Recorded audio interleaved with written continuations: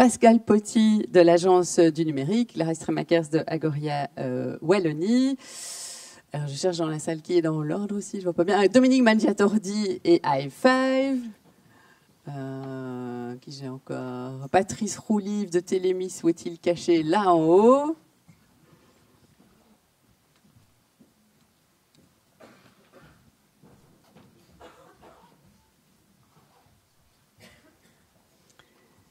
Et Léla Rebou.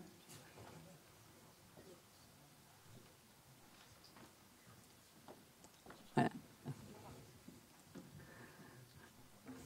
Merci d'abord à vous tous. Alors ça fait un peu banc scolaire, il n'y a pas beaucoup de recul. Donc si vous voulez bouger un peu vos chaises, vous pouvez. Voilà.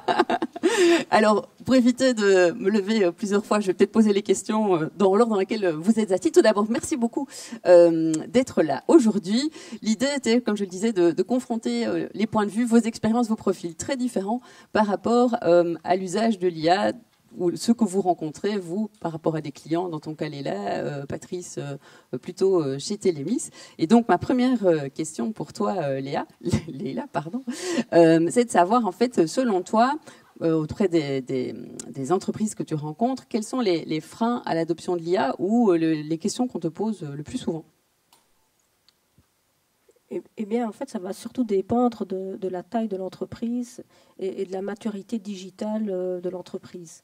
Donc, il existe des sociétés sur lesquelles la maturité digitale même est assez faible.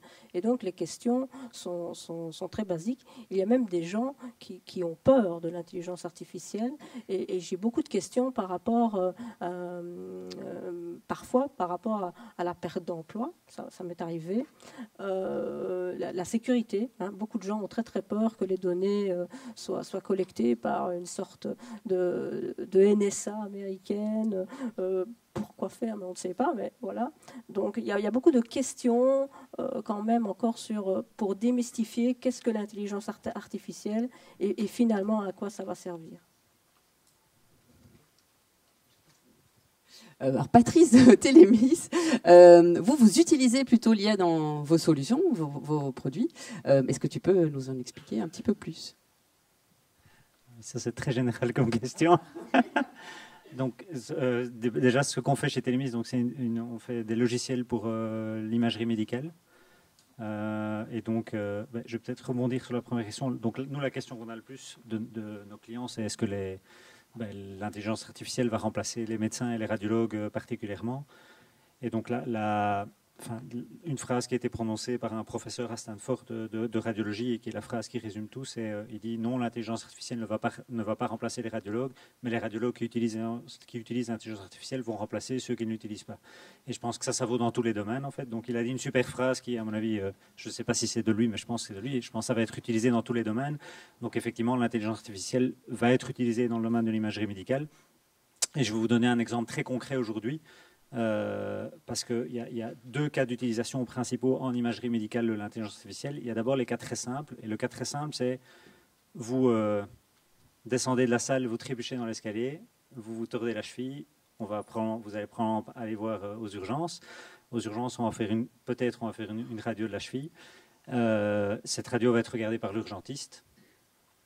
Qui va voir ou pas voir quelque chose suivant son niveau de formation. Il n'est pas formé pour regarder l'imagerie médicale au départ. Et donc, il va décider de vous plâtrer ou de ne pas vous plâtrer.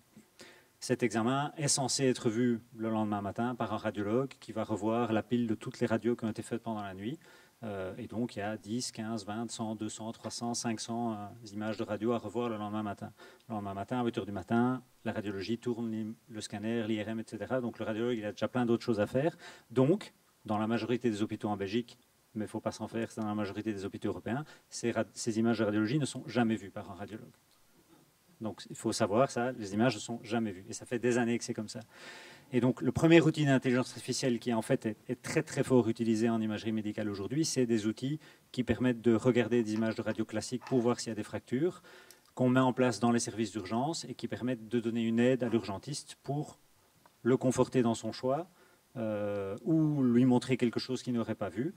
Et en fait, les mesures traditionnelles aujourd'hui font que en fait, un urgentiste plus un outil d'IA fait aussi bien, quasi aussi bien qu'un radiologue aujourd'hui.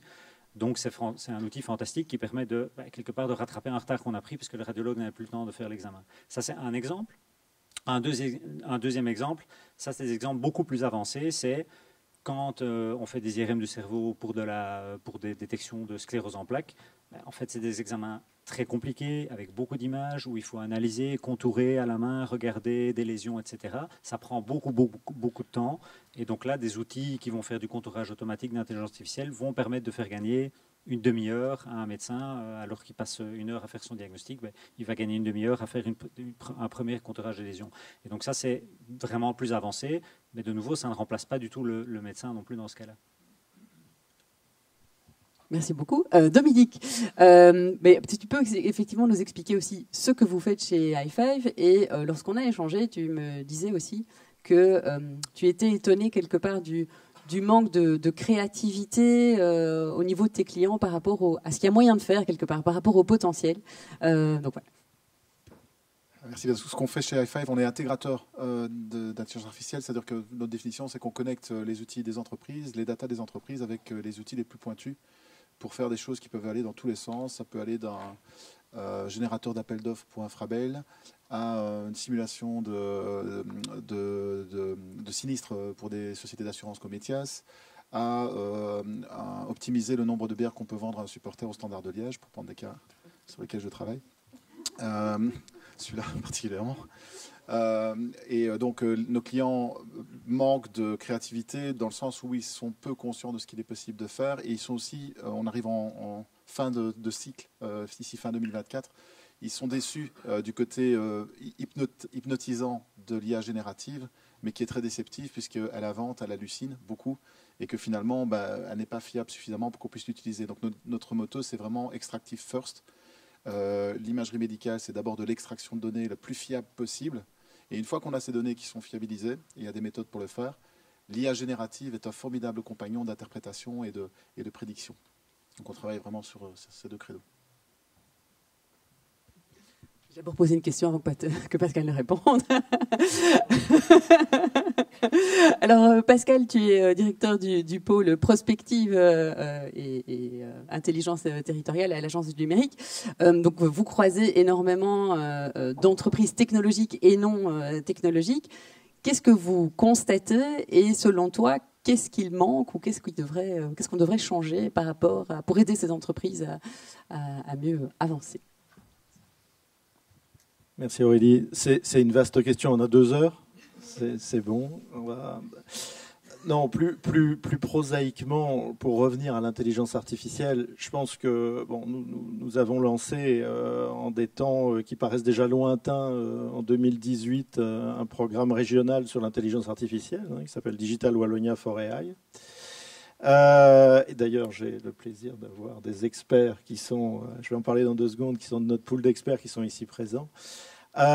Le gros avantage, c'est qu'un programme comme celui-là, et je ne fais pas de pub particulière, mais il a permis un appel d'air vis-à-vis du marché, et notamment il a permis de faire émerger des experts de très haute qualité à l'échelle du territoire.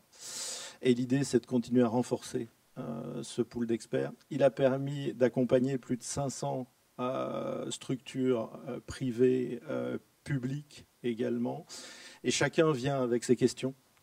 Et pour résumer, ce qui manque aujourd'hui, peut-être le plus, c'est ce qui a souvent été dit aujourd'hui. C'est-à-dire que d'abord, il y a un problème en général sur la donnée. Donc il faut encore travailler cet aspect-là en amont très fortement. Et puis, quelque chose qui te concerne et sur lequel tu as montré la volonté d'avancer, et il faut s'en réjouir avec Microsoft, c'est la formation. C'est-à-dire qu'aujourd'hui, il faut en effet continuer à démystifier, il faut continuer à entrer dans la matière. Et il y a un décalage entre l'appétence des entreprises et même du secteur public, et en particulier, je tiens à saluer les communes, parce que c'est elles qui bougent le plus vite, paradoxalement. Il y a un décalage entre cette appétence de vouloir faire des fameux starts, des tremplins IA dans le cadre du programme, avec la formation. Parce que quand on est responsable d'entreprise, on se dit faut trouver du temps pour envoyer les gens sur le terrain. Il faut savoir où ils en sont. Et tu évoquais tout à l'heure le badging, et je suis un grand défenseur de savoir où on en est en termes de certification, d'avoir des référentiels très très clairs. Et aujourd'hui, on manque encore de ces éléments. Et c'est vrai que l'alliance avec le secteur privé et avec notamment l'exemple qui est donné au travers de Microsoft aujourd'hui doit permettre d'avancer aussi dans ce sens, pas seulement, mais constituer un effort significatif. Alors Clarisse, directrice générale d'Agoria Wallonie. Agoria a réalisé une étude récente sur l'intelligence artificielle générative. Donc je pense que tu es au fait des freins et des envies. Et je serais intéressée, ou on serait intéressé à savoir aussi quelle est la granularité que vous avez aussi par rapport à des plus petites structures, des PME. Je sais que vous en parlez aussi dans votre étude, qui constitue la majorité du tissu wallon. Merci Clarisse. Merci. En fait, ce qu'on voit, c'est qu'il y a quand même plus ou moins un tiers des collaborateurs des entreprises qui ont répondu à notre enquête qui utilisent l'intelligence artificielle au quotidien. On se rend compte aussi que c'est pas simple en termes de gestion RH dans les entreprises, notamment dans tout ce qui est R&D, de savoir qu'est-ce qu'on autorise à partager sur une plateforme de GenAI ou pas. Je pense que c'est un gros enjeu et on en revient sur la peur.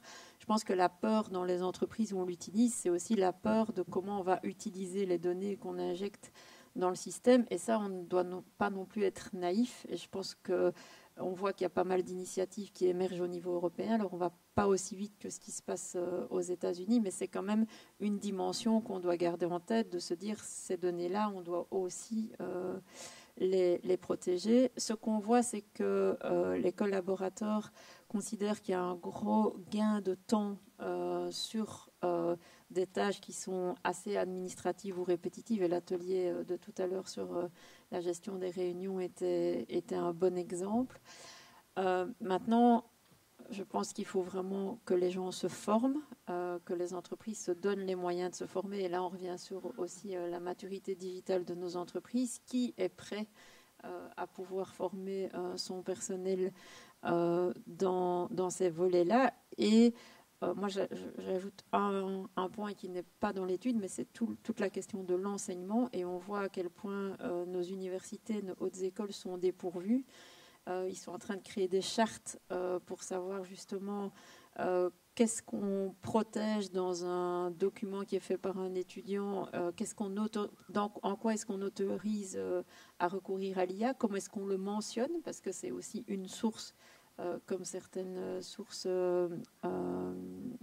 bibliothécaires, on s'entend. Et donc, je crois que c'est une vraie révolution pour nos entreprises, et on l'a mis dans l'étude. Pour nous, c'est une révolution aussi grande que la découverte de l'électricité. Et la question, c'est de savoir comment on va permettre aux travailleurs de l'utiliser de manière efficace, efficiente et sécure pour nos entreprises. Et je crois qu'on apprend en marchant. Se dire qu'on sait exactement vers où on va, je pense que c'est un peu utopique. Mais par contre, qu'on doive de plus en plus mettre les entreprises ensemble pour qu'elles puissent partager leurs bonnes pratiques, parce que je pense que c'est vraiment sur le terrain que les choses se passent. C'est pas dans les têtes isolées, et donc ce genre d'initiative est évidemment ultra importante pour le développement de la région aussi. Et on a parfois tendance à se dire c'est une technologie qui appartient à un autre continent que le nôtre et on est en retard. On a quand même aussi recensé 400 acteurs qui jouaient un rôle clé sur l'intelligence artificielle en Belgique. Alors, ce n'est pas des niveaux 1, mais en termes d'intégrateurs, etc., on peut vraiment amener beaucoup d'innovation et aider nos entreprises à gagner en compétitivité, ce qui, pour moi, reste quand même l'enjeu clé. Mais j'ai peut-être été un peu longue, pardon. Non, c'était très complet. Merci Clarisse. Mais peut-être justement pour rebondir sur ce que vous avez tous dit, moi j'ai une remarque et deux questions. D'abord le fait qu'effectivement je trouve qu'il y a un décalage entre l'appétence, la notoriété, même le nombre de personnes qui disent l'utiliser. Et quand on pose des questions de manière concrète, quelles sont ces personnes qui les utilisent réellement ?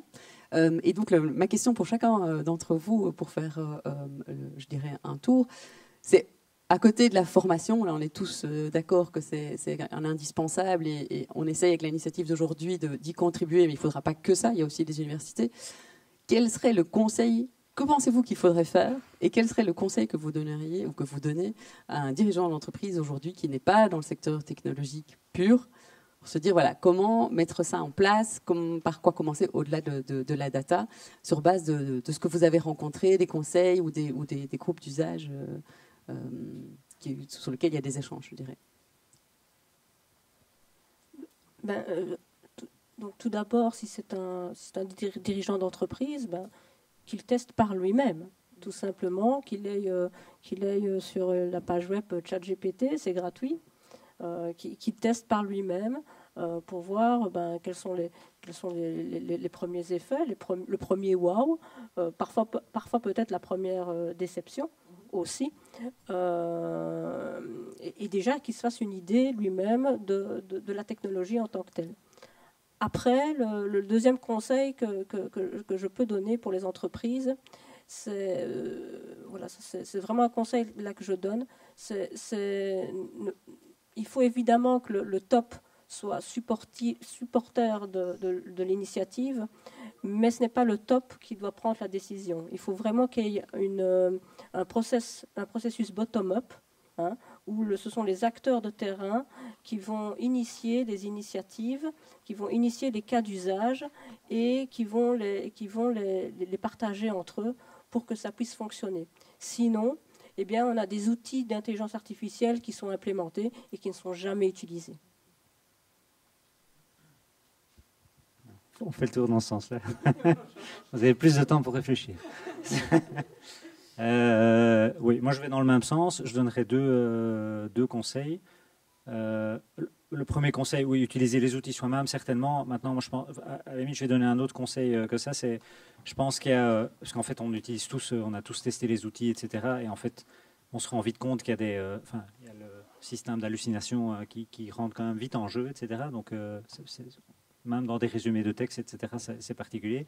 Mais donc, par contre, ce que moi j'ai remarqué, que je le vois avec mes enfants utilisent les outils déjà beaucoup mieux que moi, parce que c'est naturel, quoi. Ils en ont entendu parler, un pote, machin, à montrer ceci, à montrer cela, donc ils les utilisent. Donc, engager des jeunes, et ils vont connaître les outils, et puis ils vont faire propager ça dans l'entreprise, et puis voilà, ça c'est le plus simple. Et ça va se faire naturellement, quoi. Donc, je veux dire, on peut passer du temps et mettre en place, en Wallonie ou en Belgique, des grands programmes de formation pour former tout le monde et faire des rattrapages. Ça marchera pas, quoi. Je veux dire, faut partir par le bas et que ça percole dans la société. Donc, ça c'est un premier conseil. Donc, engager des jeunes. Le deuxième conseil, et là. Par contre, je rejoins un des programmes justement de Digital Wallonia, c'est qu'ont été mis en place les programmes Startia, Tremplin, etc. Et je pense que c'est des super programmes. Mais ça, c'est pas du tout pour l'utilisation d'outils de tous les jours comme ChatGPT, etc. C'est des programmes pour se dire, dans mon entreprise, qu'est-ce que je vais pouvoir développer sur mesure avec un partenaire qui va nous faire gagner énormément de temps dans l'entreprise, à l'intérieur, dans un process, dans la vente, dans le marketing, dans un produit, etc. Et qu'est-ce qui est faisable par un outil d'IA qu'on va développer ou qu'on va utiliser. Et en fait, on ne peut pas savoir en tant qu'entreprise, quand on ne connaît rien au domaine, ce qui est faisable. C'est impossible. Donc, il faut avoir un conseil. Et donc, dans ce cas-là, c'est rare, mais des consultants spécialisés sont intéressants. Ce n'est pas toujours le cas, donc il faut souligner. Là, c'est intéressant. Et je pense, à mon avis, vous faites ça justement super bien. Et donc ça, c'est vraiment intéressant parce qu'alors on réunit l'entreprise, des personnes dans l'entreprise dans différents départements. On se dit, voilà, qu'est-ce que vous avez comme souci aujourd'hui qui vous prend beaucoup de temps, qui est peut-être répétitif, etc. Et la société externe va dire, ah ben ça, en fait, vous dites, moi je passe 200 heures par an là-dessus, et la société va vous dire, ah mais ça, ça peut être automatisé. Et il y a l'autre personne dans le département de vente qui va dire, ah mais moi je passe 600 heures là-dessus, et la personne va dire, ah ça peut être optimisé, mais c'est plus compliqué. Et donc vous allez faire le tri avec des idées, et puis vous allez tomber sur 4-5 idées qui sont les idées que vous devez mettre en place.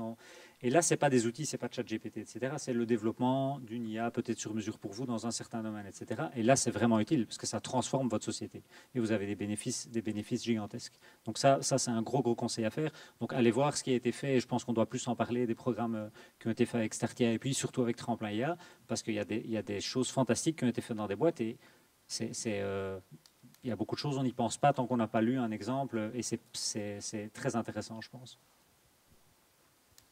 On dit tellement la même chose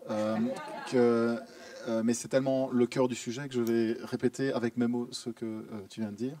Mais je pense qu'on confond deux choses, c'est l'usage individuel. Alors vous avez dans vos entreprises, dans vos organisations, des curieux et des pas curieux, des digitaux, des pas digitaux, et des personnes plus âgées, des personnes moins âgées, etc.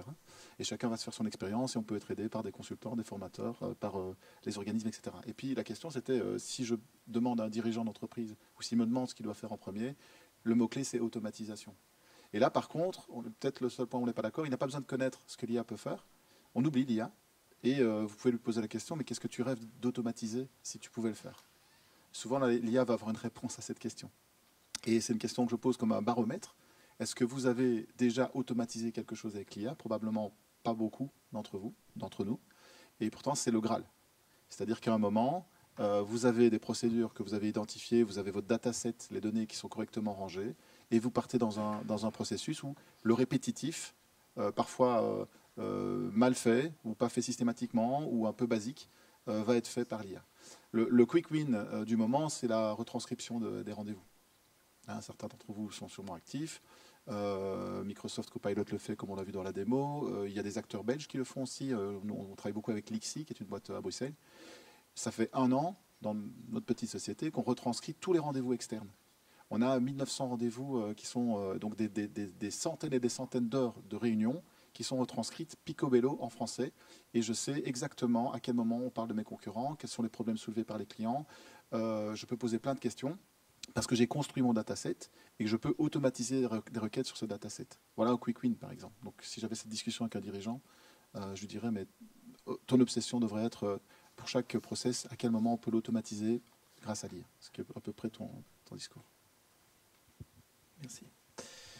Bien, donc oui, je vais essayer de rebondir tout en essayant de peut-être approfondir encore un peu le sujet. Je pense que ce qui a été brillamment démontré aujourd'hui par les différents orateurs, et j'ai beaucoup aimé ce qui a été fait au niveau CFO et l'appropriation pour faire grandir à la fois la fonction, l'équipe en la matière. Ce qui a été démontré, c'est la compression du temps. L'IA générative en particulier, elle amène une compression du temps. 2, elle renforce la performance, théoriquement quand c'est bien fait, des équipes. Ça ne veut pas dire qu'elle renforce dans un premier temps, tout du moins, la compétence. Donc toutes les études en ce moment tendent à démontrer, et encore on a peu de recul, soyons quand même honnêtes, mais toutes les études tendent à démontrer qu'en fait on peut jouer sur ces 2 facteurs et que l'augmentation de la performance est réelle. Et je pense que ça a été démontré cet après-midi. Et donc, quelque part, l'IA, et notamment l'IA générative, c'est un exosquelette. Vous le mettez pour être plus fort, vous arrivez à faire plus de tâches, ou une certaine tâche, plus vite. On l'a vu notamment, y compris sur le coding, où il y a une accélération extrêmement forte de ce qu'on peut faire en matière de coding, et on l'a dit tout à l'heure sur la documentation, etc. Ça ne veut pas dire que dans un premier temps, la compétence de vos équipes va se renforcer. Je tiens vraiment à le dire. Donc il faut travailler cet élément-là, et il faut travailler probablement encore beaucoup plus avant certains soft skills qui sont absolument nécessaires pour maîtriser à terme l'IA générative. Et donc c'est aussi un nouveau paradigme, et ça a été très bien dit à l'instant, en termes de ressources humaines. Aujourd'hui, il ne suffit pas d'embaucher des jeunes, parce qu'on ne va pas tuer les vieux. Enfin, j'espère. Prévenez-moi, si jamais ça devait arriver, parce que je devrais être dans les premiers. Mais globalement, ce qu'il faut absolument, c'est voir où se situe l'effet de productivité profonde.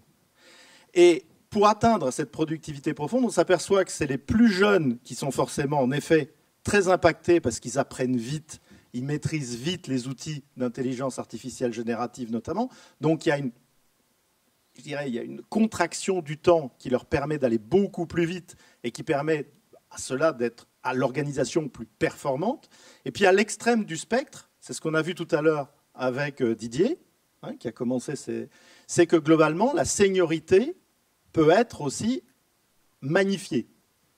Ça, il faut le dire aussi. Aujourd'hui, on a des fonctions de seniorité qui sont encore plus performantes, mais là où on exploite toute la compétence, tout le savoir qui a été acquis, toute l'expérience qui a été acquise pendant ces années. Et vous voyez bien le problème, c'est ce qu'il y a au milieu. Donc ce qu'il y a au milieu aujourd'hui, quand il y a des craintes en effet sur l'emploi, à côté des emplois qu'on pourrait éventuellement automatiser, hein, okay, mais ce qu'il y a au milieu pose un véritable problème. Et ça, c'est un changement de paradigme. Il faut l'adresser absolument, sinon on aura des rejets dans les organisations. Et il faut savoir de fait que les RH doivent travailler différemment pour encourager à la fois ce que j'évoquais sur les plus jeunes et aussi une certaine seniorité. Et rencontrer les deux pour ne pas avoir une couche au milieu de l'entreprise qui est complètement écrasée. Sinon, il n'y aura pas de productivité profonde. Elle ne sera qu'apparente. Voilà ce que je voulais vraiment dire, ce qui me semble utile aujourd'hui. Merci. Bon, c'est difficile de parler la dernière, même si j'ai eu plus de temps pour réfléchir. Mais un peu, une des choses qui a été dite, c'est quelles sont les tâches répétitives. Moi, j'irais aussi sur les centres de coûts qui sont relativement importants en termes RH et de voir comment est-ce que l'IA peut être une solution ou pas. Ce qu'on entend aussi beaucoup dans les expériences de Startia, c'est qu'on a testé l'IA là où c'était peut-être pas nécessaire et on aurait pu le déterminer en amont. Donc ça, je pense que c'est aussi peut-être le point qui est plus de prudence, de se dire il y a d'autres technologies qui peuvent aussi résoudre certaines problématiques dans l'entreprise. Mais je pense que la première chose, c'est de bien savoir quels sont les points faibles de son entreprise et est-ce que la technologie, alors ça peut être l'IA, ça peut être une autre, peut être une réponse à ces faiblesses. Et après, je pense qu'il existe quand même pas mal de choses au niveau wallon et même Wallonie-Bruxelles. On a notamment un EDIH à Bruxelles qui est consacré à l'intelligence artificielle. Il existe plein de dispositifs qui permettent d'y aller et sans prendre des risques financiers qui sont démesurés. Et donc ça, c'est aussi un point qui est hyper positif, c'est soyons curieux et trouvons les outils qui nous conviennent le mieux parce qu'il y en a quand même pas mal en Wallonie. Merci beaucoup à tous. Donc, je vais essayer de résumer quelque part les différents éléments que vous avez partagés. Le premier, fix your data, voir la qualité de la donnée. Le deuxième, c'est tout l'aspect en fait culture et humain.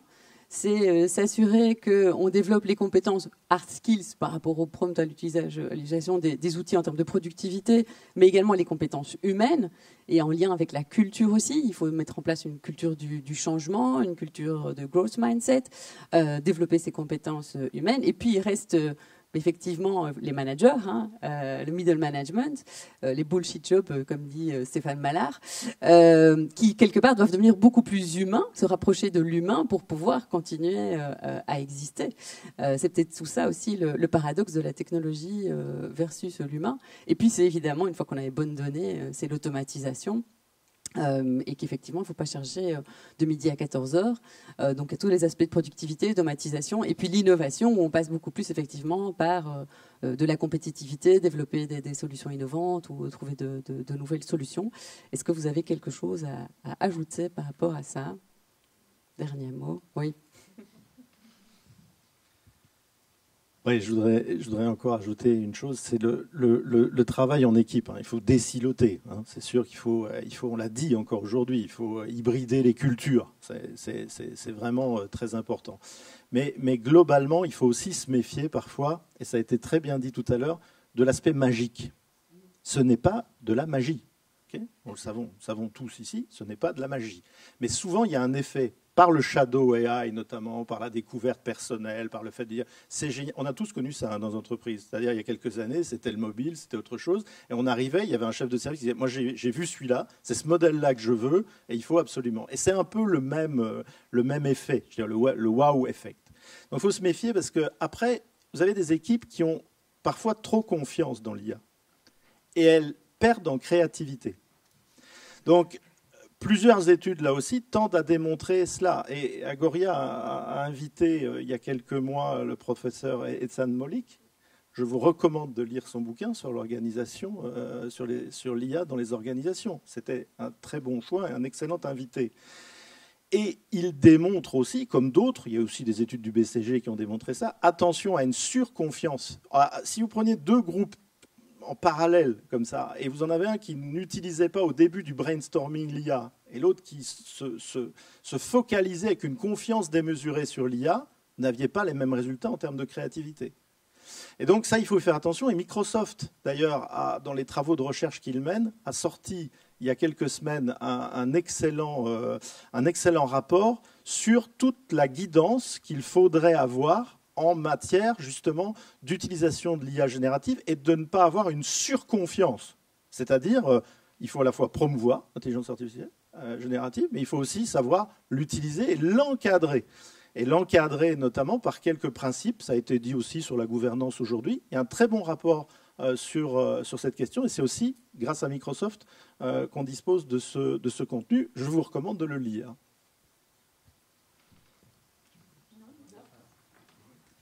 Voilà, comme disait Patrice, c'est le mot de la fin. Merci Pascal, merci à tous.